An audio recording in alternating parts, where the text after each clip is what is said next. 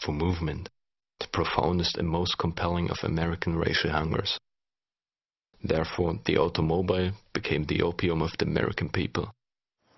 I was looking for that drug too, and to get truly high, I drove that massive red vehicle. What I didn't know was that the car would show me some other American virtues.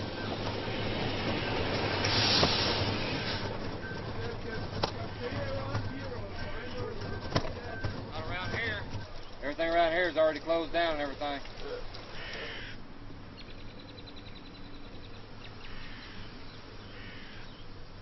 You're going to be on I-40 all the way, right? Yeah. Right behind it is a place called Terry Service. If you need to have them take a look at your car, they'll take a look at your car there. And they're pretty good. Okay. You guys take care. Enjoy your trip.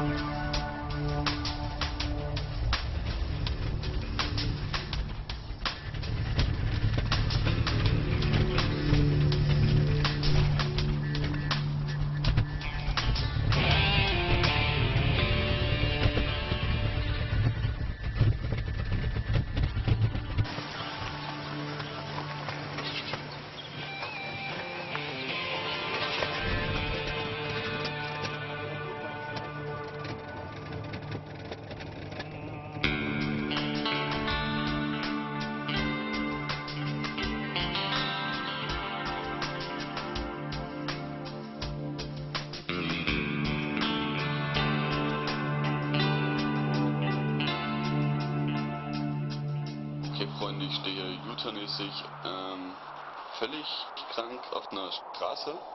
Hinter mir laufen die beiden Leute gerade und versuchen Hilfe zu holen. Unsere Karre hat völlig versagt, die Batterie ist alle. Der Auspuff war kaputt, wir haben uns gerade bis hierher geschleppt und hatten aber, wir dachten halt, dass hier die Route 66 ist oder so. Ja und ja, mal sehen, was der Tag noch bringt.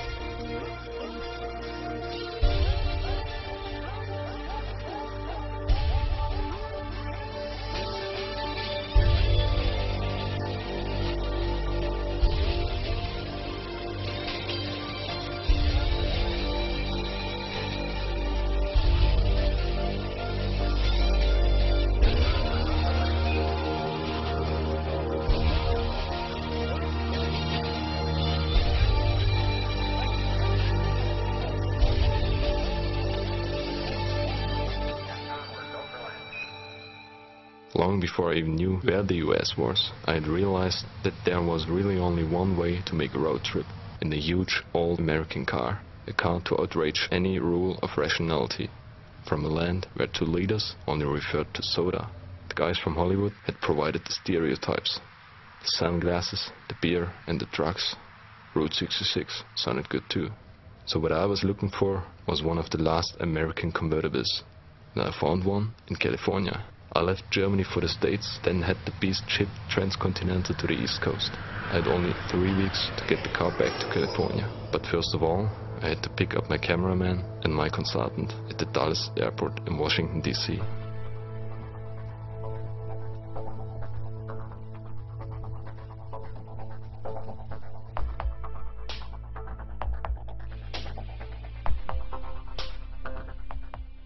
My cameraman, stiff, perfectionist.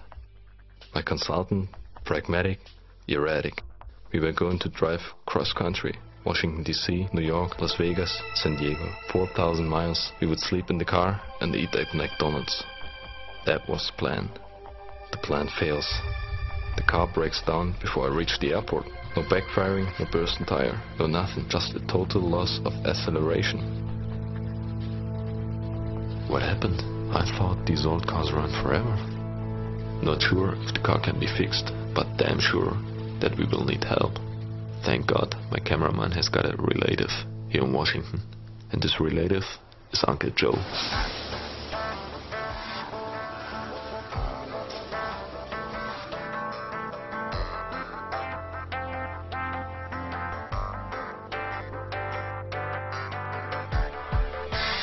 Joe has been living here since the time when our car was still in the Cadillac dealer's showroom. A time when responsible men were moved to tears just by looking at its beauty.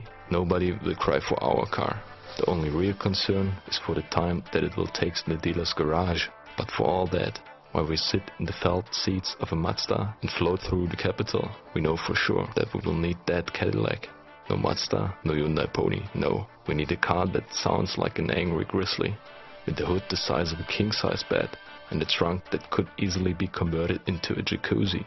And God knows, we will not drive a car whose name sounds like an Asian venereal disease.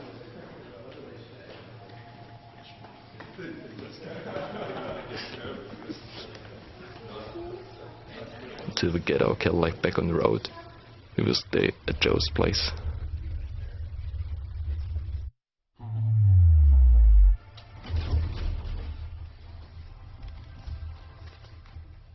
Whoa, Watergate. Joe ponders the problem with us. Stuck before we can even draw a single mile nearer to the west coast. I'd got the caddy in San Diego from a shady freak for $2,000 in cash plus a $500 deposit. No contract, no papers. Probably a stolen vehicle. Whatever. If you want to stab in it, we've got to fix it. You got an interesting story here. You call the San Diego radio and television stations and the newspaper out there, the San Diego Union. You said here, and the story is, here we are, three young guys from Germany trying to live our dream. We rent this old car to go across Route 66. This was our hope all our lives. And this guy leases us a car, and it breaks down in Virginia, and he's going to charge us this outrageous rate. We've already spent $1,700, another $500. He wants to pay another $500. We just feel stranded. We can't understand that this is the American way of doing things. You know, we're so distraught. And you tell the guy you're doing that. I don't know. Joe's idea is not a bad one, but we are too lazy for big press campaigns. I sent some idle threats to the dude I got the car from. His reply reads as follows: I'll give a damn about your shit. The caddy was towed to a garage where they declined to touch it. So we looked for the most expensive dealer around, hoping that he would be more cooperative. Getting the car towed there was a drama in itself.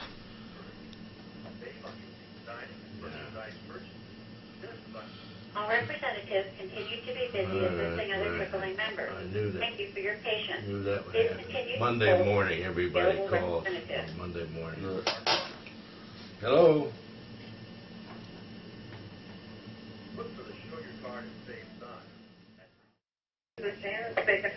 Hi, Janet. We have a car that we need towed from Lorton, Virginia to Alexandria, Virginia. Sure. Are you there with the car now? No, Is anybody with it? not right now, but we can get over there How long in will it take you to get to where the car is? 30 minutes. Okay, then you have to call me back. I can't take a road call until you're within at least 10 to 15 minutes of the car. Because if the driver gets there before you do, it's a waste of call. He just leaves. So we have to call you 10 or 15. It's hard to get through to you folks, though. Is there another number other than... No, this is the number. Well, I've been on hold for 10 minutes. That's because we got 10 calls, 11 calls right now waiting for us to take. All right, so there's no way you can... All right, there's no phone within 5 miles of the place where the car is at. We don't have a cell phone. It's going to be awfully difficult to call you. Why can't I give you information now and you delay action I can't 10 delay minutes? it, sir. When I take a call, it has Okay, to your go name is through. Janet. Do you have a supervisor, Janet? Sure do. Hold Put on, the please. supervisor on.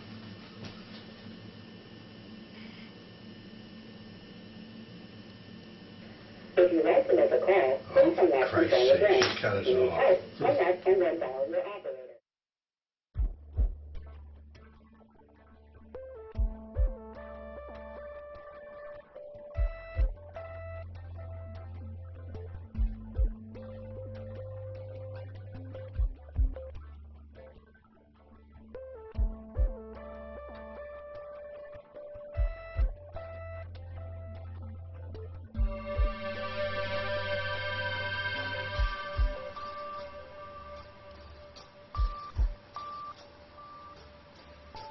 Hello, this is your international operator. The number you dialed in Saudi Arabia is no longer active. Please consult your local operator for closer information.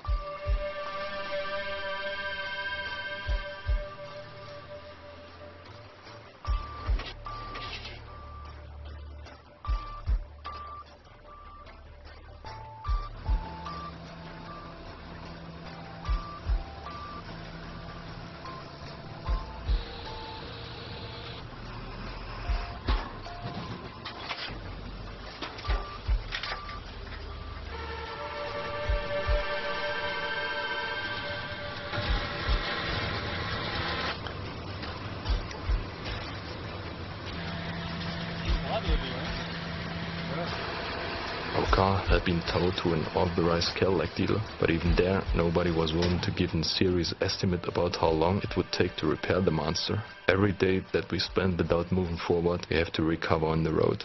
The car could run at about 100 miles per hour, but it made less than 10 miles per gallon at that speed, so it would be very handy to get on the road sooner than later. In the meantime, we watch Mr. President, and we go there by using the subway.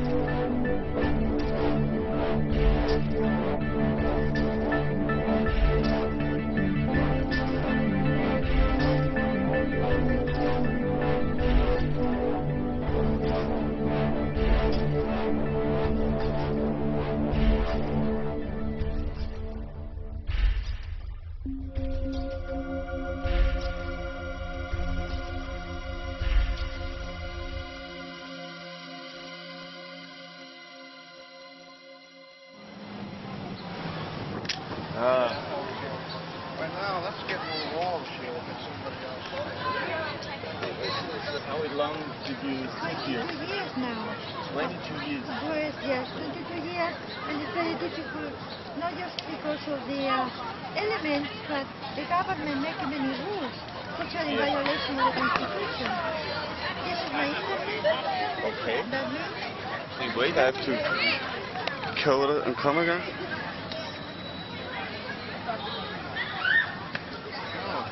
Okay. Yeah, thanks. Is it from a German? Is it from a German? Bremen, nice. And you're fighting against war? Against nuclear. Against the nuclear weapons. The situation in the world is so terrible now because, you know, the president says with Russia, put the deals. The deals, no. We got to get rid of them. They will before they get into power. So, you know, only the absence, they're the only way that secure. But nothing will secure as long as it's there, like they say Chernobyl. Chernobyl is everywhere. Wherever there's a nuclear reactor, there will be another Chernobyl. A couple of weeks ago, they were here in the newspaper. So almost they have something very terrible here in the 3 Mile Island. So we don't want it. No more nuclear whatsoever. Go to Iraq.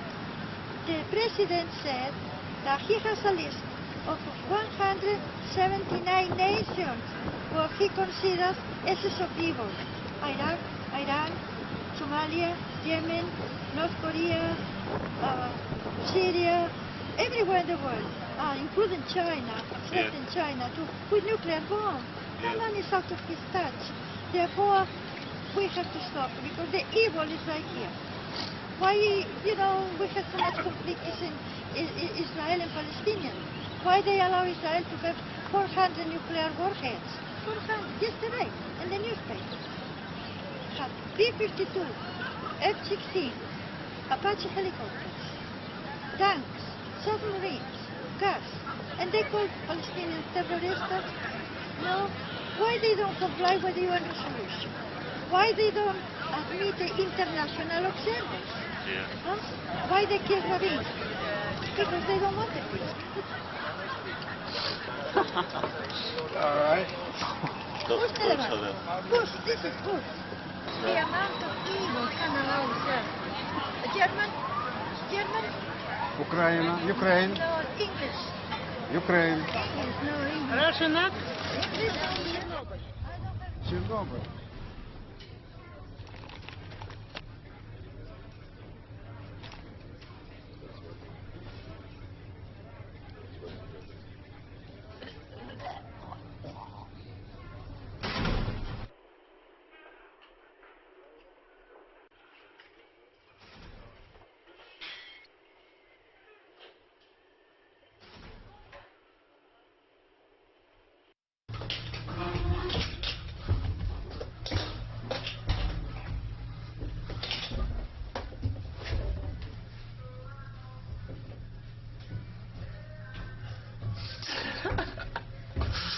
Hast du deine Schuhe ausgezogen, oder? Wo geht das rein?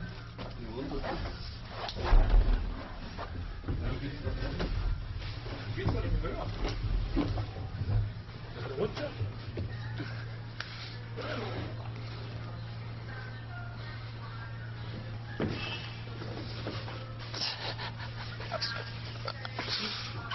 Ey, du siehst übelst gut aus.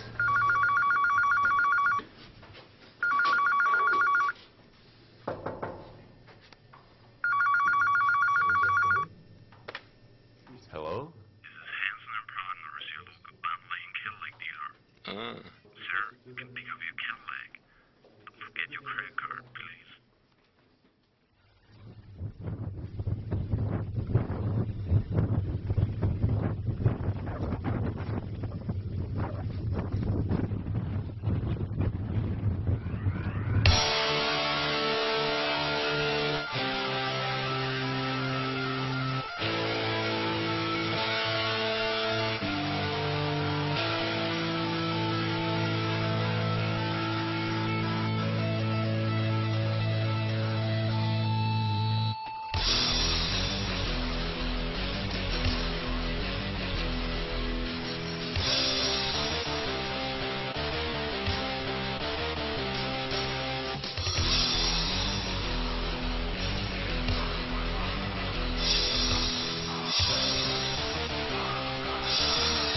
4,000 miles to San Diego.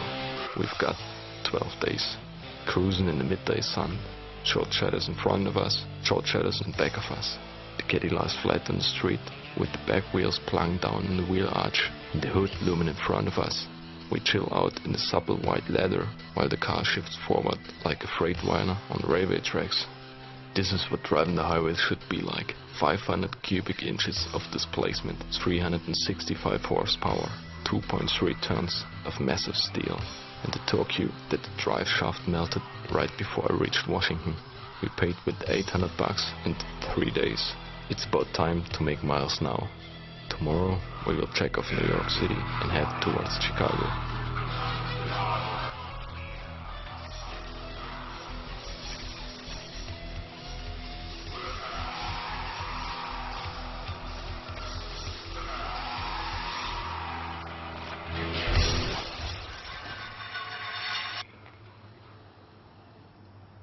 First night on the road.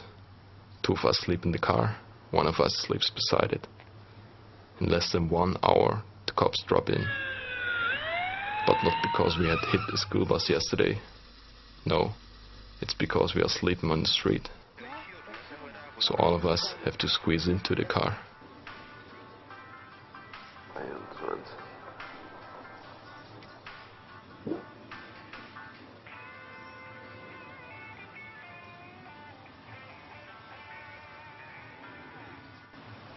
Next morning, the battery is down.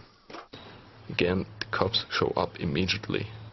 Instead of jump-starting the car and getting us back on the road, they tell us to put the camera away. Can one push-start a car with automatic transmission? Can one push-start 2.3 tons? Will the jumbo start up suddenly and shatter half a dozen compact cars before I get control over the waste violence of that monster? We will need a jump-start. 2 hours later, we get help from an Asian. It was about time. The cops show up again.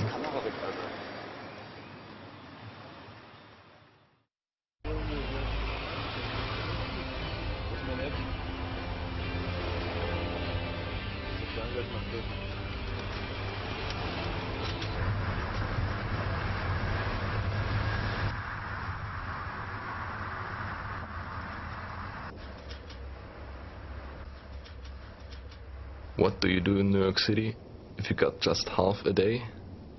Usually there are no answers to the real important questions. But I was asking anyway. There was no answer. But everybody said, don't drive your car in Manhattan. So we parked the car outside and ferry across the Hudson River.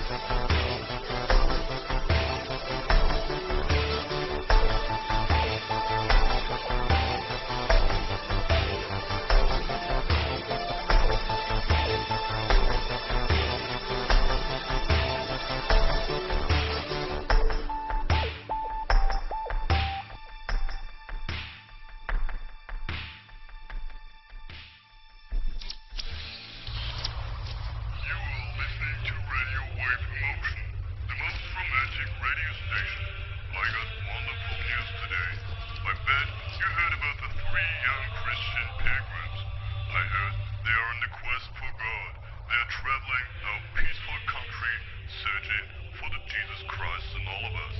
So God, let your ways cross, you may hand them a Bible. And now, my untroubled listeners, let us pray a chaplet for them.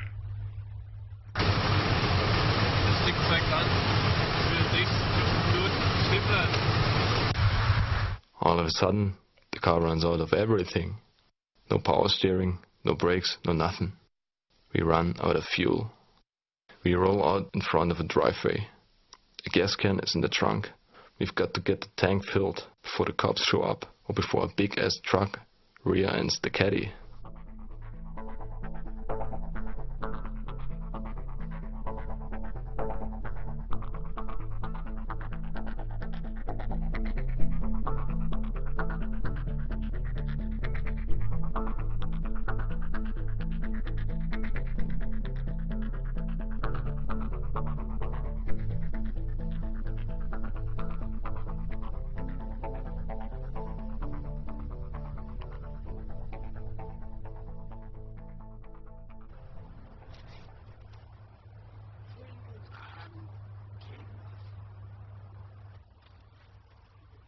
Americans are cheerful souls.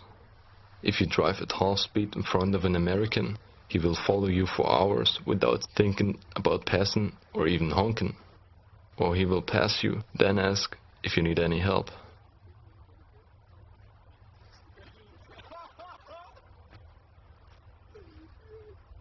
One can say all that is just a kind of detached, superficial cheerfulness. And it's not all about fun in life. But I don't care about if I sit in the bus and get out 4 stops later. Anyway, it's nice then when a stranger tells me about his last evening's accidental attempt to dry his son's hamster in the microwave. Americans are more cheerful than other people.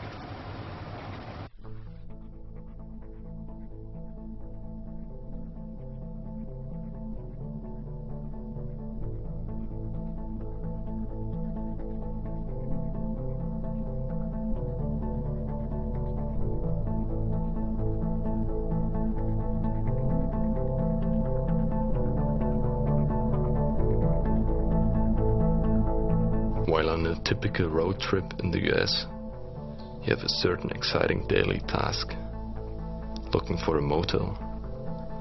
About an hour before sunset, you start watching out for signs, ads or buildings in the typical style of a motel, which at any other time of day just pass by without ever being noticed. The cheaper the look of the advertisement and the more tackier the facade, the better. The most original sleazy motels are the private ones, which, at least along the main interstates, are by now almost totally displaced by the established brands. By and by you get a feeling where to look for the original private motels. I usually just leave the interstate and head towards the back country to find a motel quickly.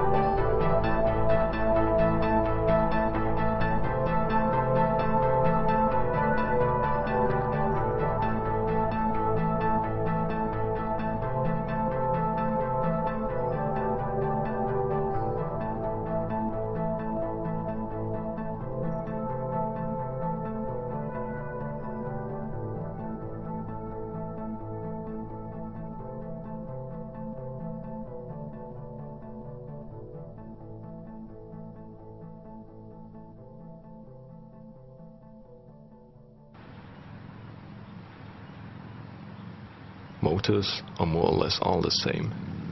1 or 2 stories, a door, and mostly left beside it, a window.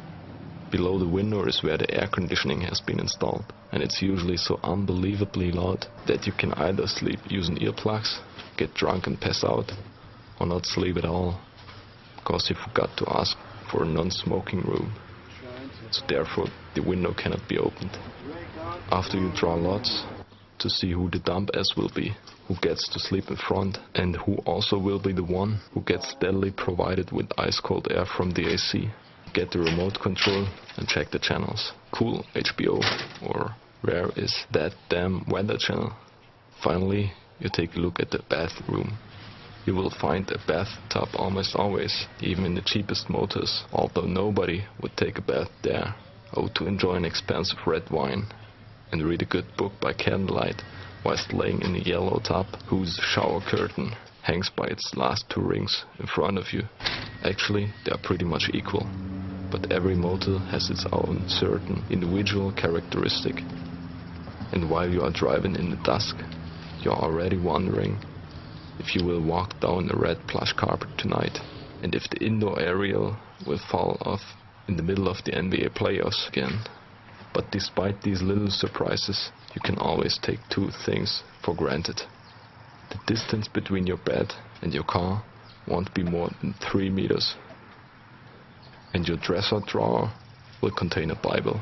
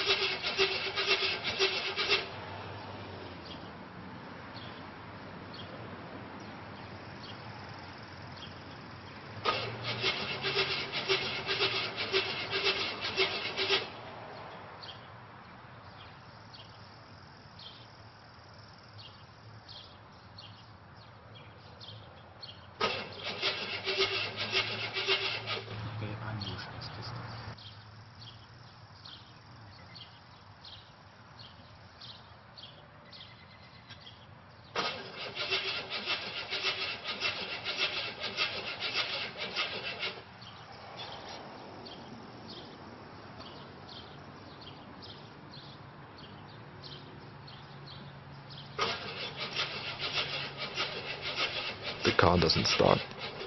The motor manager helps out with his Mitsubishi.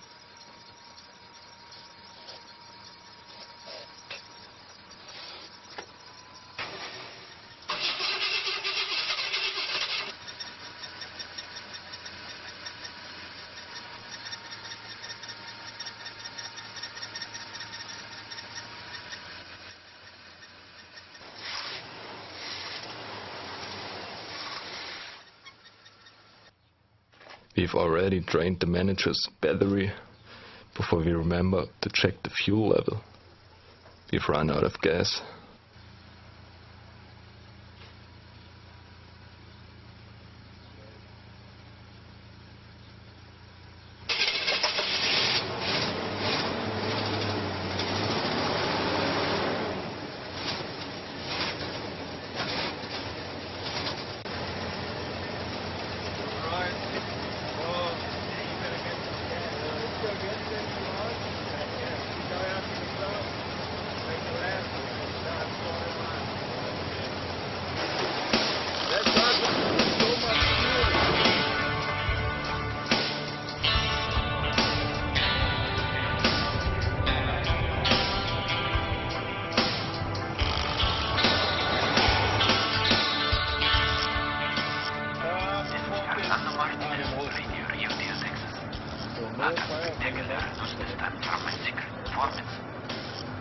guys from Tijuana came directly to our country and have stolen the original Cadillac of our former president, John F. Kennedy.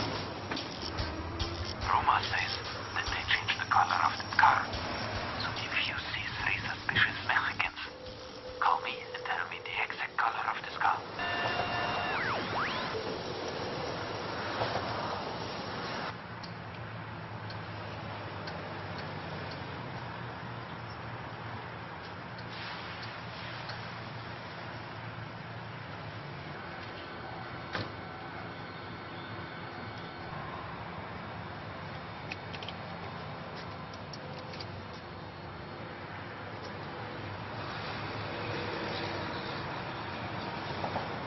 Where are you guys from, Germany?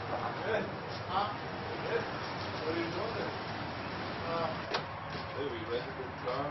Oh, this is a rental? Yeah, something like a rental car, but my rented. I was going to say, when you get ready to go back, if you want to sell it, I'll leave you my number. The owner of the car wants to sell it, I think.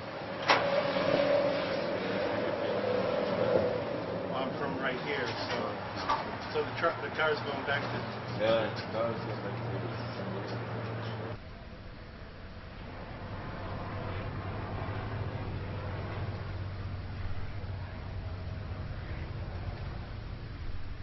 We headed to Chicago and then all the way down. Stay out of the casino. All right.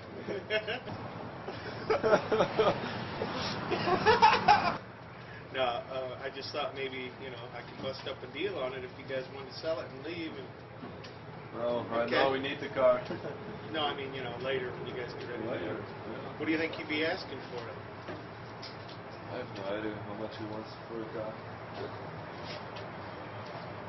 It's in a better, the motor and brakes and all this stuff's in a better shape than it looks like. I can tell. Otherwise we wouldn't drive the car.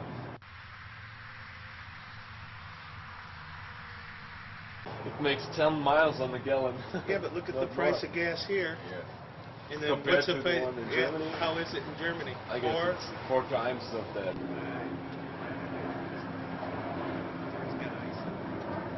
But no, I haven't had it.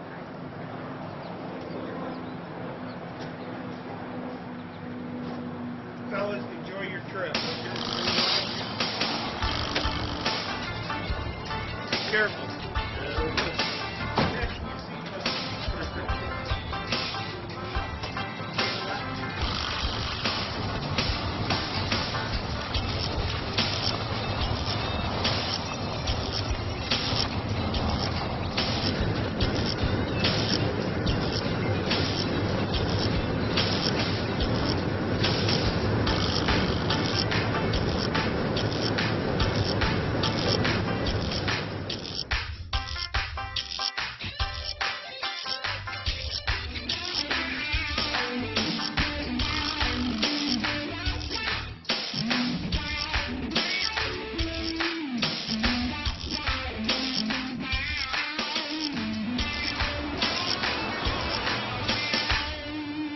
We've got a blown tire.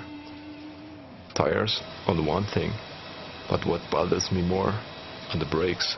The brake power was poor before, but now the car slows down like a cargo ship. The brake caliper was loose and knocking on the brake disc over every bump. I wonder how that works, wie das funktioniert hier.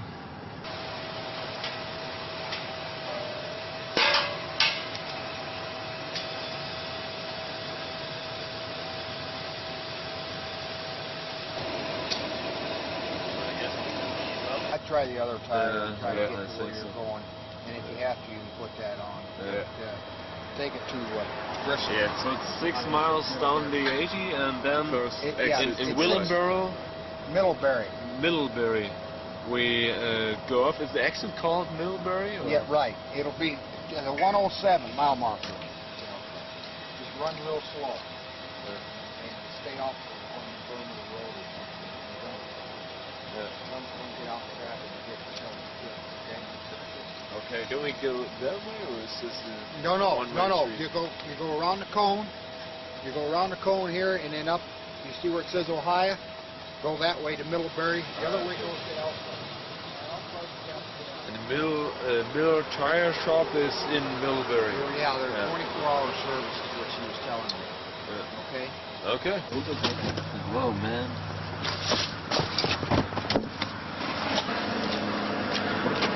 Sind alle dahinter hin? Ich? Warum?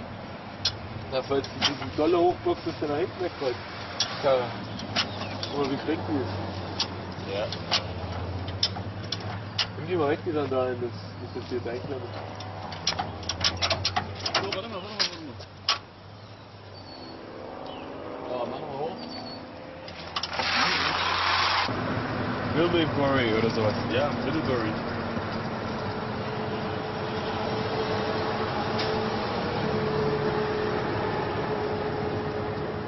Ich habe vorhin schon überlegt, an der Restaurant anzuhalten, um nochmal zu gucken.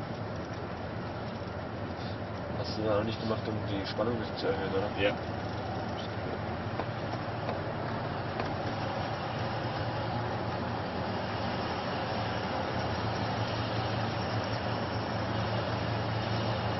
Denke nicht so dahin weiter.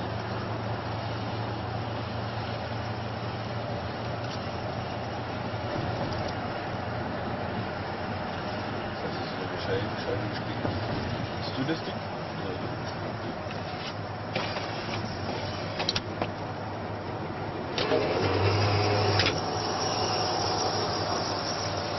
Das reicht aber so.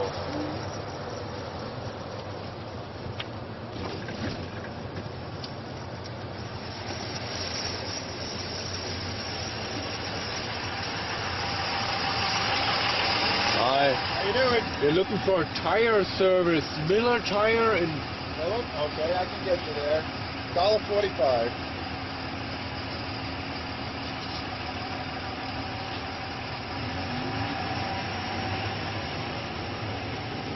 $1.45, that's 2, 3, 4, 5. Thanks. You get to the stop sign, make a right turn, and go south all the way down about 7 miles. You'll see McDonald's on one side, and they're right across the street, Miller Tire. Oh, okay. Thanks a lot. Can I have a receipt for that? Thanks a lot. Have a good day. Bye-bye. Yeah.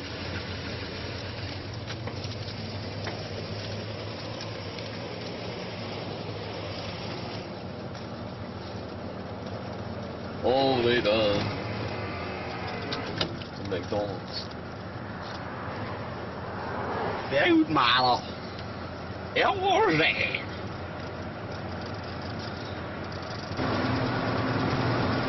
Ey, ich bin da mit 70, 75 Meilen zu fahren, so. Das ist ja nicht viel weit. Der Pico. Also soll ich schneller fahren oder was? Ja, hier, abnehmen.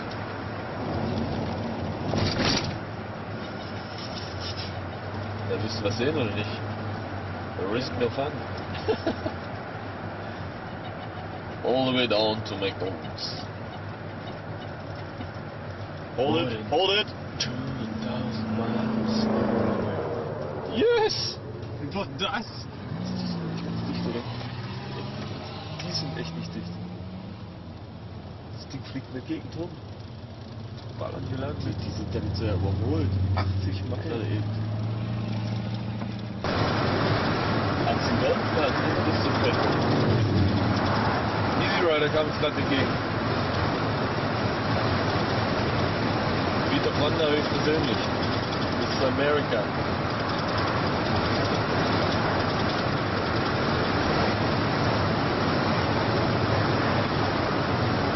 So habe ich das in der Fahrschule gelernt, dass ich hier so greife. Also eigentlich hier, aber das ist dick im Weg. Was ist das für ein Scheiß?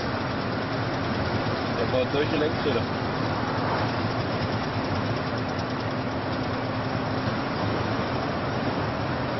Check mal deine Lippen nochmal. Hier, auf dem Musik da draußen. Siehst übel scheiße aus. Ja.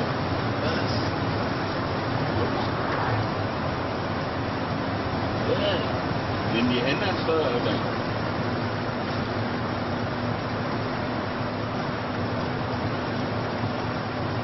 Also. Ja, gar nicht. Das sind die scheiß Oreos. Das sind die, was am Mist.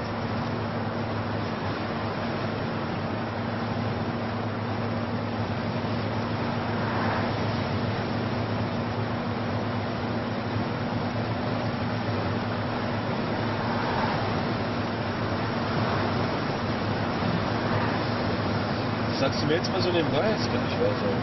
Ich war die ganze Zeit auf die Kamera. Ob bloß mal echt gut aussehen wollte. Das kann ich nicht glauben. Also McDonalds auch noch mal. Wie gebacken? Das sind noch 3 Meilen da.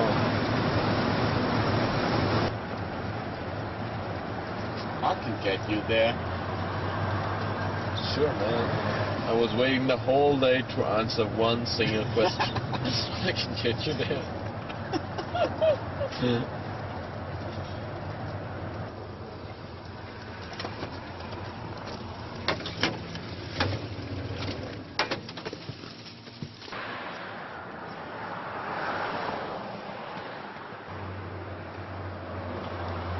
Miller Tire. It's Sunday, whereas in Germany everything would be closed down until Monday. The American is always ready for service, except Miller. The guy doesn't feel like it today. We drive on to the next Walmart tire service.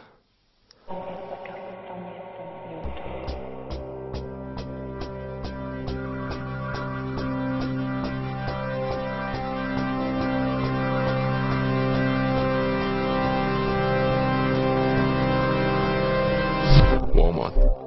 They install a new tire. It's about time to make an oil change too, but they refuse to touch the motor.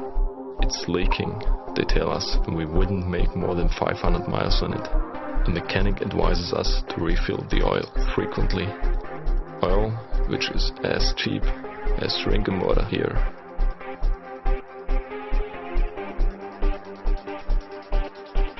So my consultant and my cameraman search through the Walmart again. You get everything here, from a panty liner to a 2-seated lawn mower.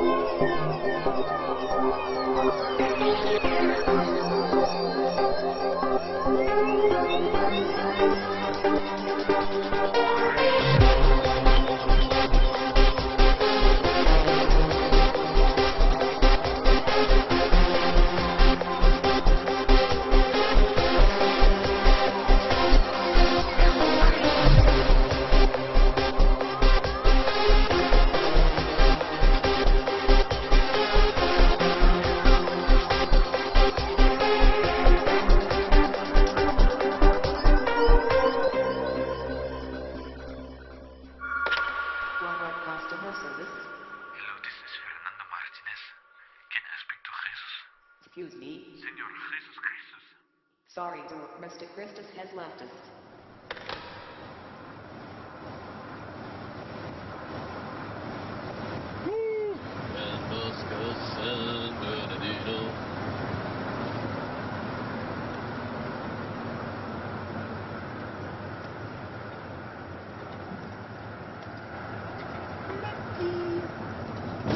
Kaffee?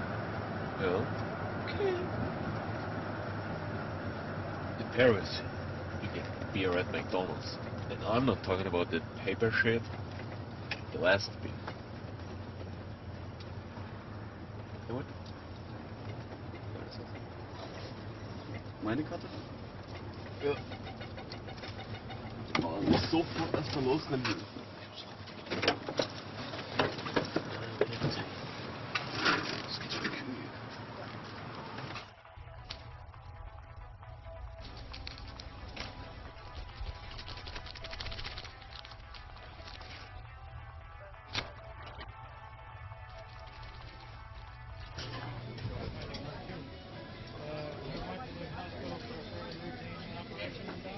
Cool drauf.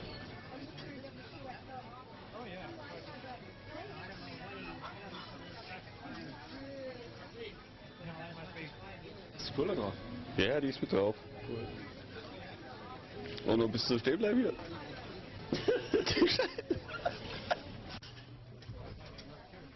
We don't go far. The brakes are shot.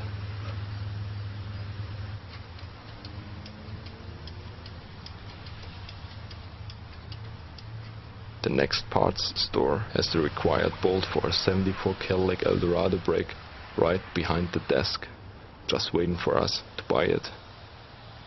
We could go ahead and drive using the handbrake, if only it hadn't been broken also. So we've got to repair the thing right now. The mechanic comes along. He wants us to leave here soon, to avoid scaring the upright customers with our backstreet appearance. The vehicle is no longer a, well, show car. It's bedraggled by the rain, chewed up by the birds, and instead of a rear window, an old blanket garnishes the top. If we open the doors, garbage spills out in a steady flow. The caddy is running. Tomorrow we will reach Route 66. What has to be spent on car repairs must be saved elsewhere. We sleep on the streets again instead of paying for a motel.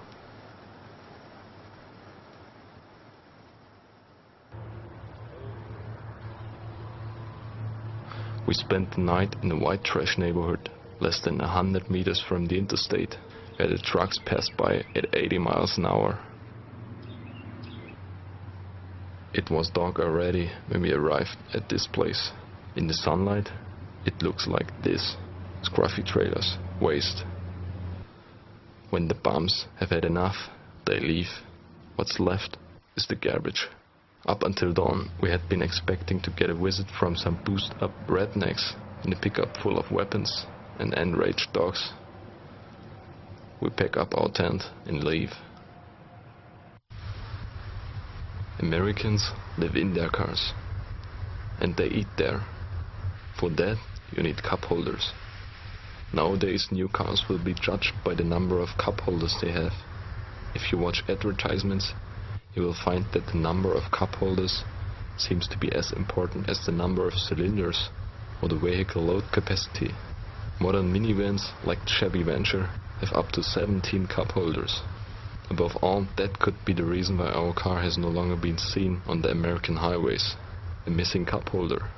Although if nearly everything on the car is powered, antenna, windows, seats, locking, trunk or the top, in 1974 even Cadillac wasn't thinking about cup holders. With a little luck, you might get a student of history at the Burger King counter serving you, and he might hand you one of these plastic mobile cup holders along with the order. In this case, you will forgive him the phrase, "Is a Pepsi okay?" when you've asked for a Coke. I get a combo number 1, king size, with a Coke. Would you like cheese on your sandwich? Yep. Hey, friendly. Hi. Hi. We got it. There you go. Thanks a lot. And got king and a large. There you go. And there you go. Thanks a lot. Have a good day, guys. Bye-bye.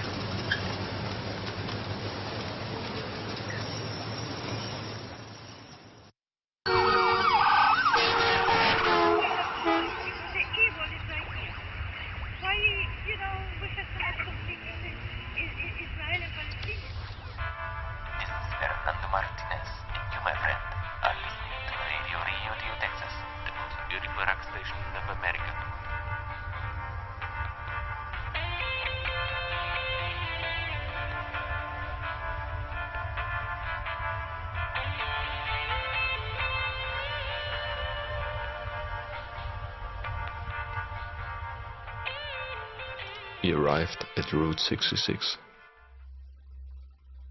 What is the Route 66 myth all about? In fact, it's just an arbitrary road that starts in the cold and rainy Chicago and ends 3 time zones, 8 states, and 2,500 miles later on the sunny Pacific beach in Los Angeles. That's something, but it was once far more than that. Finished in 1926 and completely paved 11 years later, it was the main road to the west for a long time. In the novel The Grapes of Wrath, John Steinbeck tells about an ordinary family leaving Oklahoma to begin a new life in the praised land. Even before Steinbeck got the Nobel Prize in Literature 20 years later, he claimed the name The Mother Road and helped to immortalize Route 66. Songs, magazines, even a TV series were to follow, all attending to the myth of this street. The main street of America, the Will Rogers Highway, was simply America's highway. Almost all the truckers know about Phantom Dock. What is that? It's a dock, but they claim it's a dock. It's run right in at the cars, and then right beneath cars swerved. Miss it, just vanishes. There's no chase of it, no nothing, because the cars swerved crash. It causes over about maybe 200-300 accidents. So they sit there and say, well, we saw a big black dock. But there ain't no dock out in the middle of nowhere. We have a heavy car. Yeah, well, you ain't gonna do much against the Phantom Dock, a dock that just ain't there. I know of the Phantom Dock of comedy. Where you from? Originally, Amarillo, Texas. That's where I'm going, right back home. Okay. Yeah, and Amarillo. Wow, Cadillac Ranch. Know that? Cadillac. The Cadillacs are sticking in the earth? Yeah. Oh, the Cadillac Ranch. Where can we find it? Yeah. I know the Cadillac Ranch. It's on the main highway you'll find it. Everybody and anybody knows about the Cadillac Ranch in Amarillo.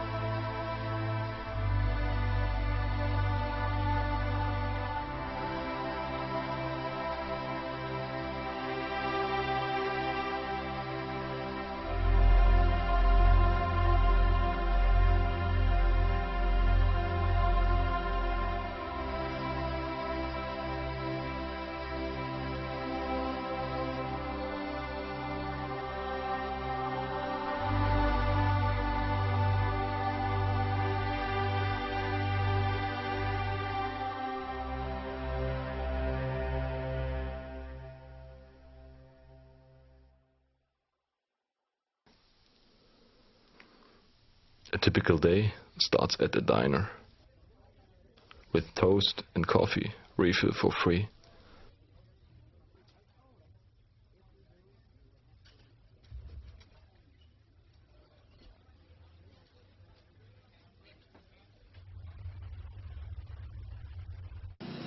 Every few days, laundry. After that, repairing the car.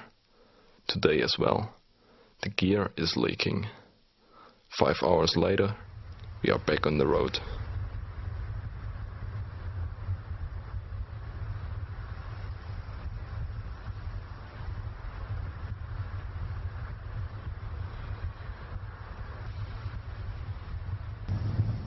The landscape grows increasingly more western in appearance.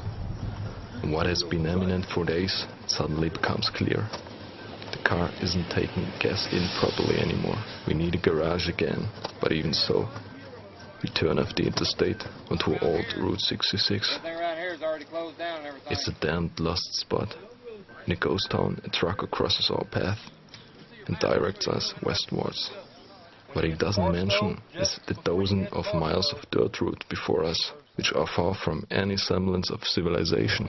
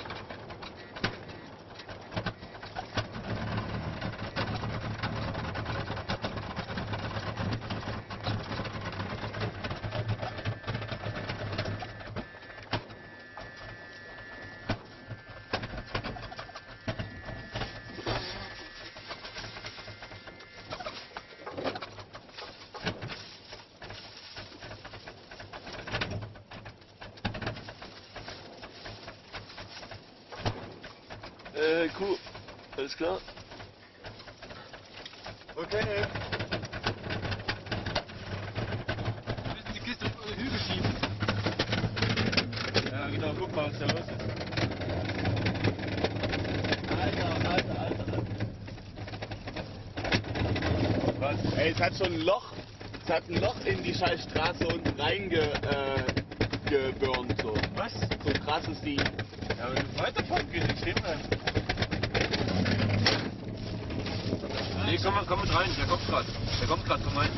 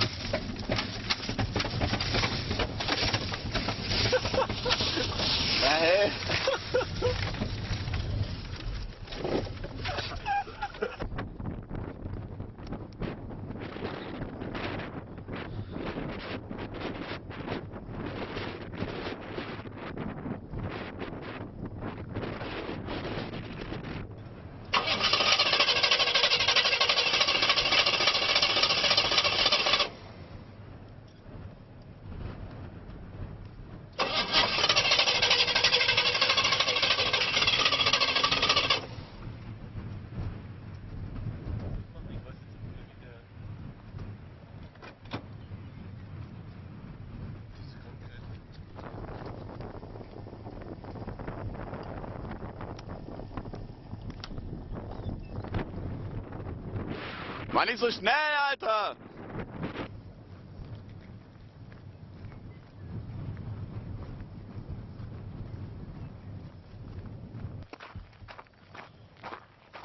Du musst mit schieben. Pass auf, dass die Karre hier nicht runterrollt. Wenn wir jetzt fliegen. Okay.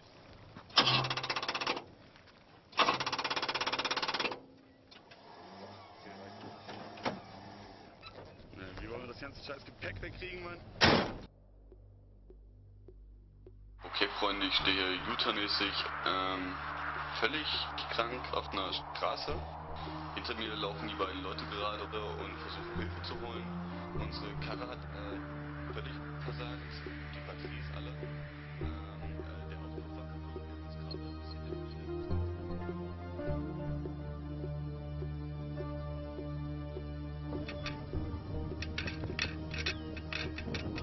Our opium is gone, but the hunger for movement remains. Your experience tells you that something will happen. You don't know what, but you sense that you will pass that place again. Maybe you will meet people. You don't know what type of persons they'll be and why all this happens, nor what for. But you can feel that sense of freedom in you. The freedom that lets you do anything your imagination can picture. You will reach some point and you will go further.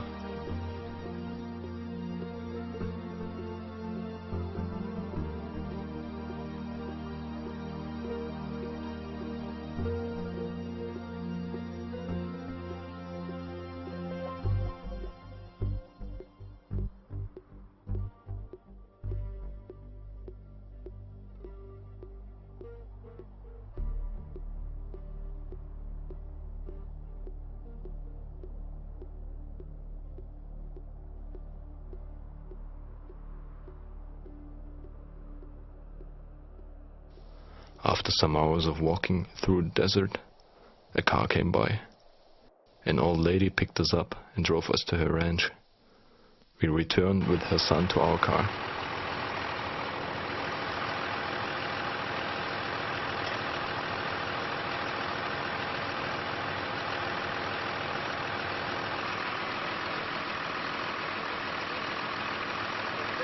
And so I was glad to glad to get to retire.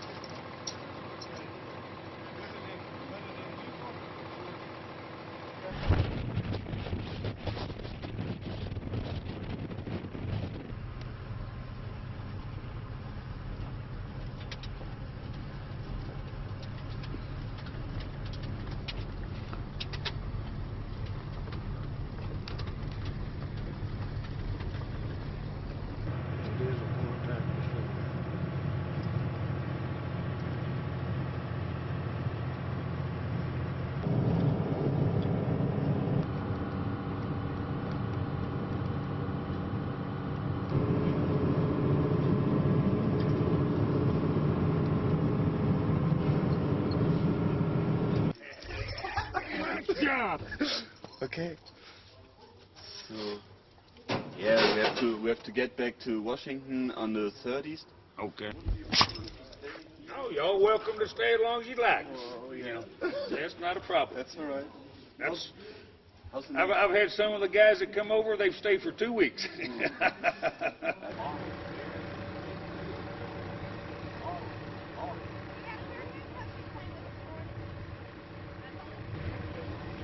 Rocket launcher and a flamethrower. Well, of course, all the small stuff.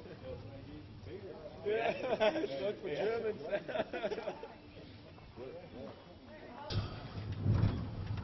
Really?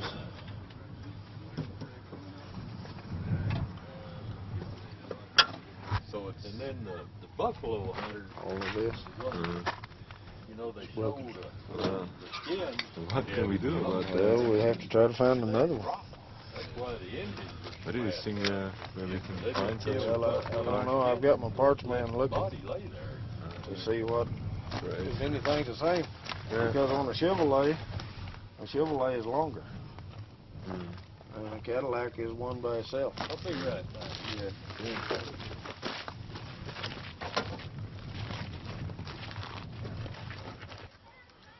You boys are lucky you broke down here, 'cause this guy can fix anything. Well, yeah, we are lucky. How you doing, Sonny? Well, hi there. How you been? Oh, I don't know. Up and down like all old men. Make yourself at home. You can stay as long as you like, our host Rick says. This is exactly the scenario I was thinking of. Nothing matters anymore. If the trip will end here, we will be fine. It would be worth it. Our certain reality is so far at this place.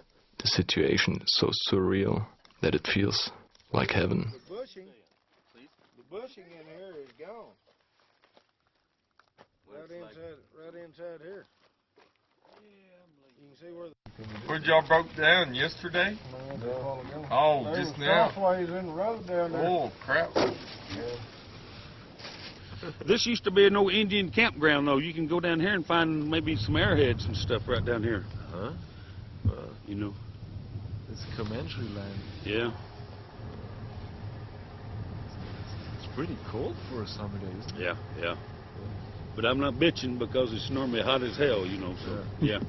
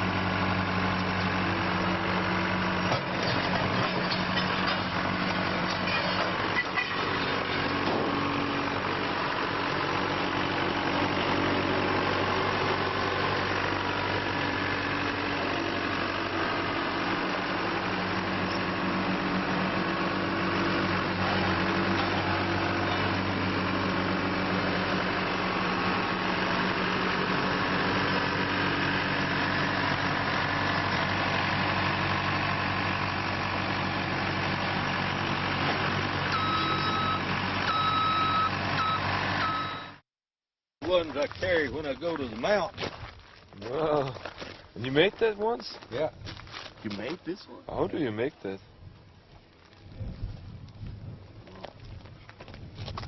What is that? From what? Elk antler. Uh-huh. Okay. And how do you make? Can you buy that steel or? Yeah, just buy the bar of steel and whatever size I need, and I got patterns. I just lay it on the steel and then cut it out and then grind it. I don't do any forging, you know, nothing with a hammer. Mm-hmm. The stainless steel, you can't forge it anyway, but it's better steel. Okay. It's pretty sharp. Yeah, I carry that on one side and my pistol on the other whenever I'm up in the mountains where the bears and all that stuff's at.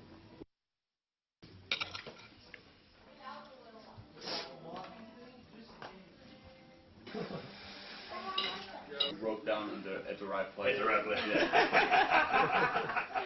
But the last night of the beer tent, I would go and I shave my beard and cut my hair, and then I'd dress up like a Bavarian, with the Bavarian, with the shoes and the leather housing and all the shit, you know. And I still have the trousers they gave me, you know. And then he remembered, you son of a bitch. That's all right. Yeah.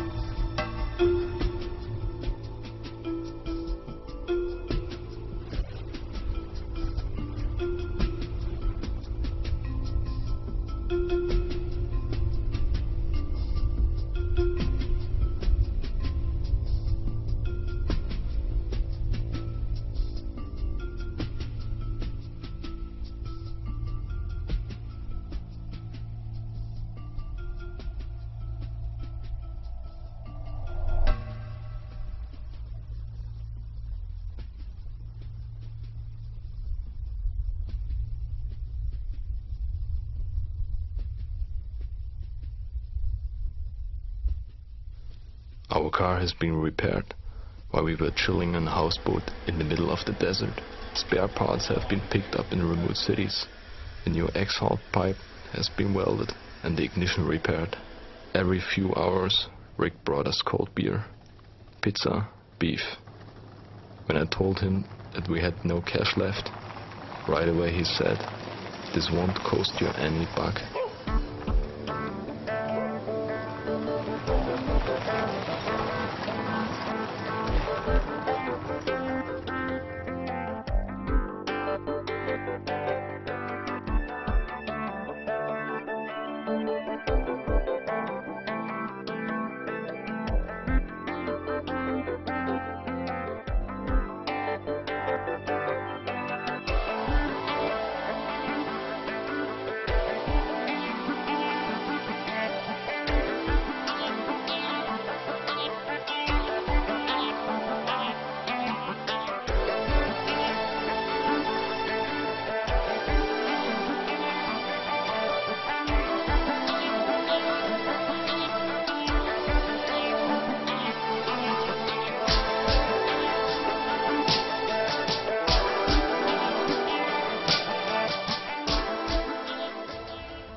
As we leave the farm, Rick wonders why we are going so soon.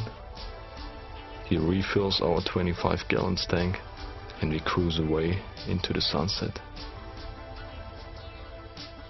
20 minutes later, we passed the place where the caddy broke down. The place looks as it did 2 days before, like all the other places you passed by without ever coming to know what's behind. Straight to San Diego would be 900 miles. We have 3 days left. That's enough time for a detour if the car maintains. So we leave for Las Vegas. It's dark and the full moon is shining through the clouds. The street follows the mountain wasteland. You can see a chain of cars for miles. And half an hour later you pass a hill offering the first view of Las Vegas. What you see is more than the sum of these words. The city lies down in a valley, throws masses of light in all colors. As you reach the bottom of the valley, you dip into the layer of flashiness.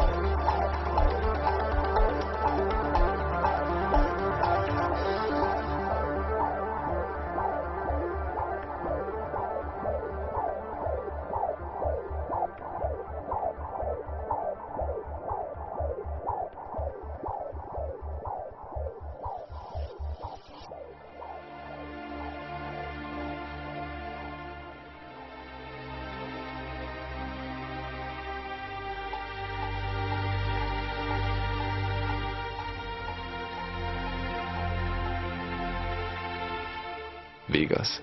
If you arrive from the west, traveling through the wasted desert country, you strive for modern comforts long before you reach the city of entertainment. If you travel like Hunter S. Thompson, in an American convertible with the trunk full of drugs, at the very least the sun will parch you dry in the Death Valley. Whether you sip on either or not, you're still in the desert when you pass the first gas stations in Nevada, and you get a taste of what is to come. A good dozen locals are sitting in front of one-armed bandits, even if there are no houses in the neighborhood. You see them staring at monitors, making repetitive motions and uttering some sort of emotions from time to time.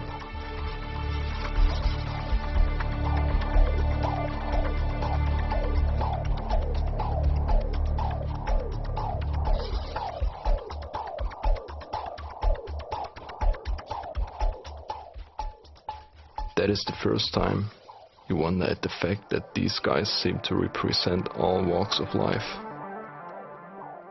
An older teen, the solid cowboy, a common housewife, the businessman who is passing through, and the bored widow. Every social level of American way of life is represented.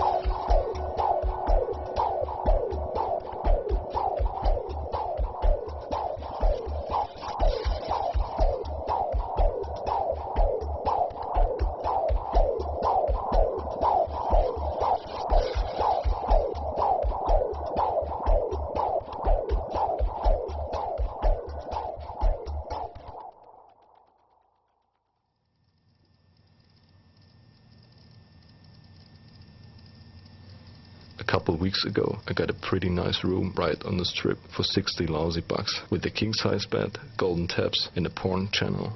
Today, they are charging 200 bucks for it. That's Las Vegas. They take whatever they can get. There is no room for things like permanence and solidity.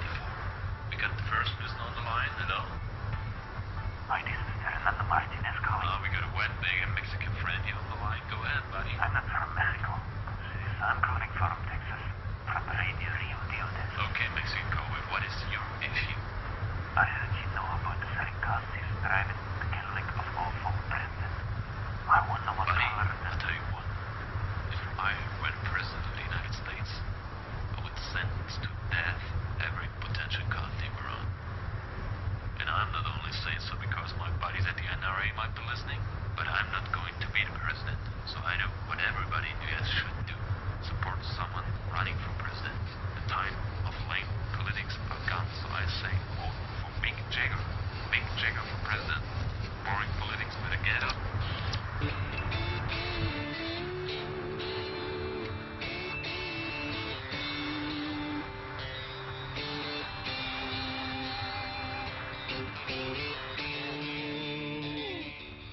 was younger and I came to this beautiful country, I used that car too. It was a marvelous Buick Century. A real man's car. What a pity that I don't remember the color of it. In one split second, help me. His world will change forever. Who made that videotape or I'll kill you. I don't know what you're talking about!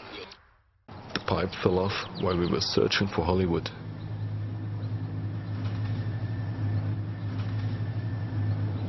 We tie it up on a strut and drive on. But we never find Hollywood. Tomorrow, we've got to drop off the car in San Diego. Before that, we take a look at the coast.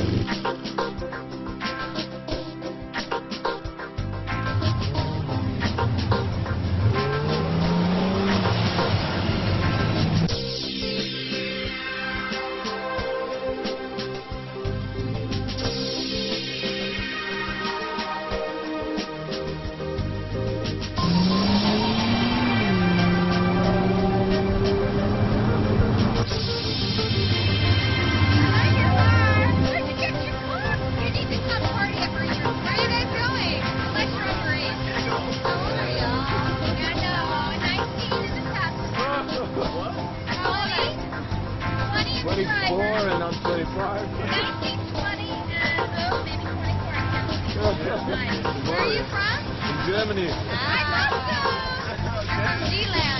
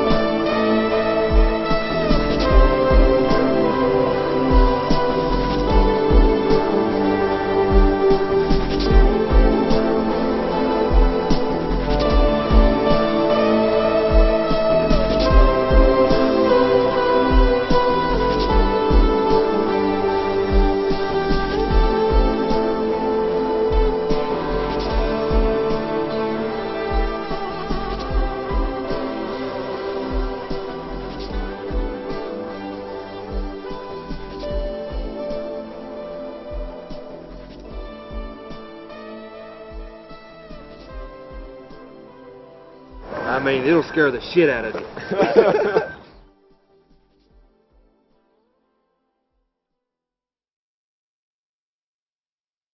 Wenn irgendwas nicht optimal war, sag Bescheid, dann machen wir das nochmal.